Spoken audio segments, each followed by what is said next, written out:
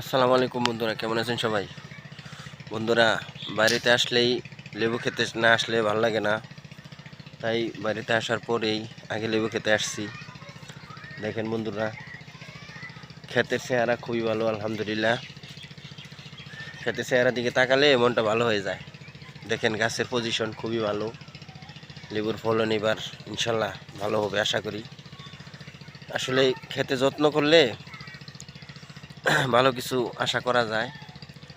এবার ভালো ফলন হবে। প্রত্যেকটা গাছে অনেক সুন্দর সুন্দর ফুল দেখা যাচ্ছে।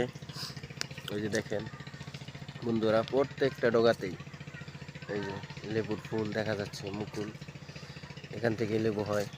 এই যে দেখেন বন্ধুরা, প্রত্যেকটা জায়গায়, আবার কিছু কিছু জায়গায় যে লেবু ধরেও আছে।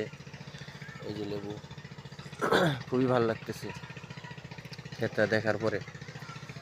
তো আশা করি এবার ভালো কিছু হবে ইনশাল্লাহ। এই দেখেন কিছু কিছু লেবু আবার বড় হয়ে গেছে, যেগুলো আগে ফুল আসছিল সেগুলোতে ফল হয়ে গেছে।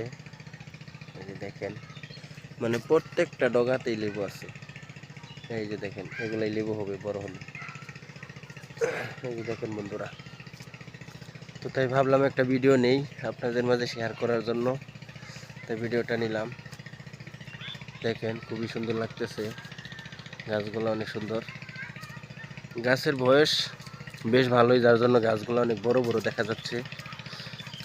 আর গাছগুলো বড় হলে একটা গাছে এক বস্তা লেবু পাওয়া যায়, এরকম মানে সম্ভব।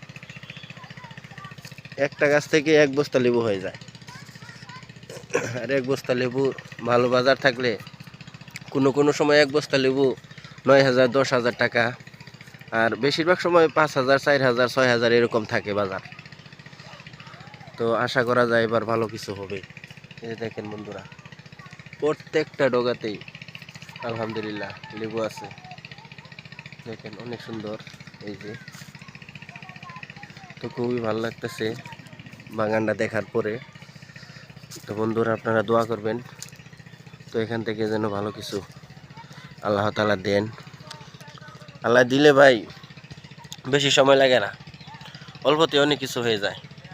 তো আপনাদের জন্য দোয়া করি, আপনারাও আমার জন্য দোয়া করবেন, ইনশাল্লাহ যেন ভালো কিছু করতে পারি। সবাইকে অসংখ্য ধন্যবাদ। সবাই ভালো থাকবেন। আল্লাহ হাফিজ।